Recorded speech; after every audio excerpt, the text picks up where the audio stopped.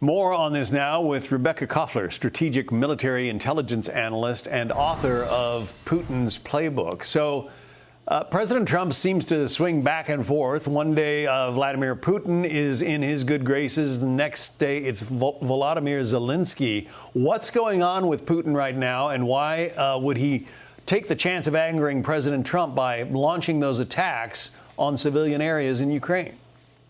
Well, it's really not President Trump's fault to keep shifting his strategy. He was not properly served by his advisors, who actually don't understand how Putin thinks and how he acts. He doesn't think and act like an American. The reason why Putin is playing hardball here is because he has all the leverage, and we unfortunately have no leverage whatsoever over Putin. Why does Putin have leverage? Because he transitioned Russian military and economy on a wartime footing 7 years prior to the invasion. And so Russia holds massive military advantage, not only over Ukraine, but over entire NATO alliance. And that is why Putin will not make any concessions, and he will continue to string President Trump along. Well, you say that, we don't have leverage over Putin. Don't we have economic sanctions? Can't we, cancel more of the oil deals and the oil equipment that he needs to keep his economy somewhat afloat? So let's look at this realistically. The conversation about the sanctions, tariffs, and economic warfare is nothing new. We have been sanctioning Russia for 10 years. We put very, very severe sanctions on them. But again, Putin is he's a bad guy, but he's a very strategic thinker and one of the smartest people out there. He sanction-proofed Russia's economy, again, 7 years prior to the invasion. He took several measures. He de-dollarized Russian foreign exchange holdings. He beefed up his sovereign wealth fund to an all-time high, and he launched an import substitution program that actually killed Russia's dependence on foreign technology. When you talk about secondary sanctions, right, on oil and all of these things, well, the United States does not import any oil from Russia. There's nothing to sanction here. You would have to convince the top 3 or 4 importers of Russian oil, which is China, India, European Union, and Turkey. My intelligence analysis reveals that India and China will not play ball with the United States. They have been doing by actually not buying Putin's oil.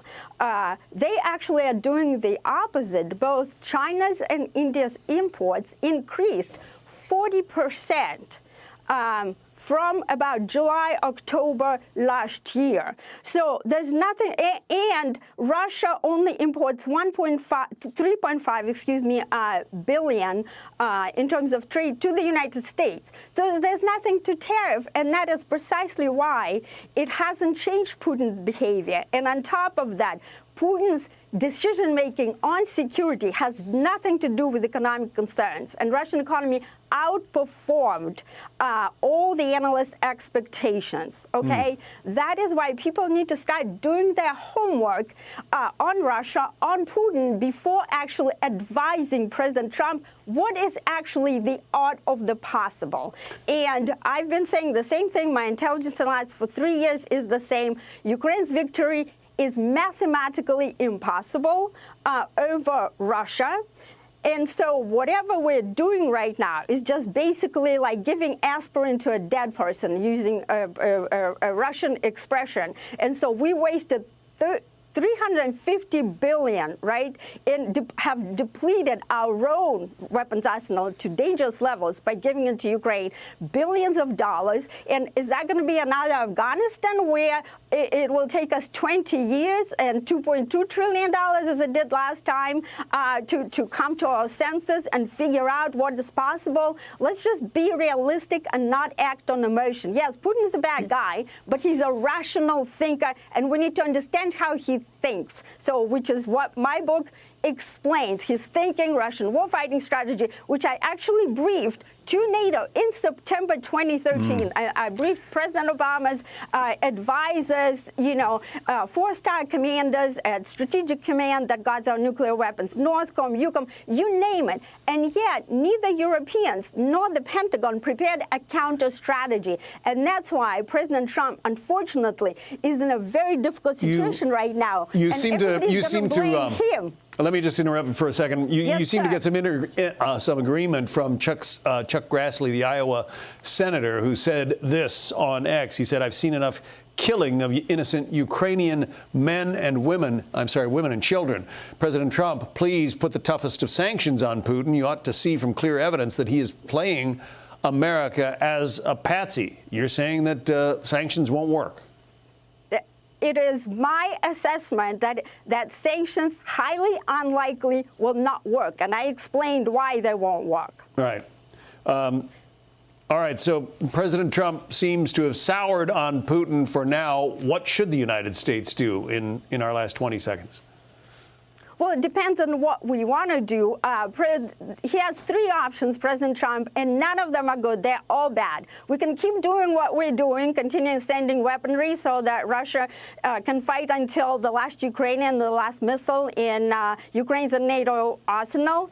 We can just stop today, and Putin is going to accomplish faster what he wants to accomplish, and ironically, more Ukrainian lives will be saved by that, or we can just simply walk away and let Allah sort it out, as Sarah Palin used to say. I'm not trying to be, funny here, but the point I'm trying to make is that let's just stop all the emotion. It's because the same people who call Putin a murderer and a killer somehow are trying to appeal his morals and want him to make concessions.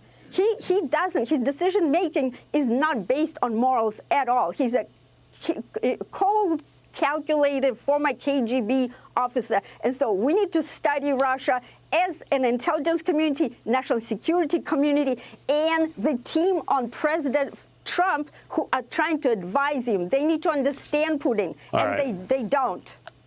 Rebecca Koffler, interesting analysis. Thank you.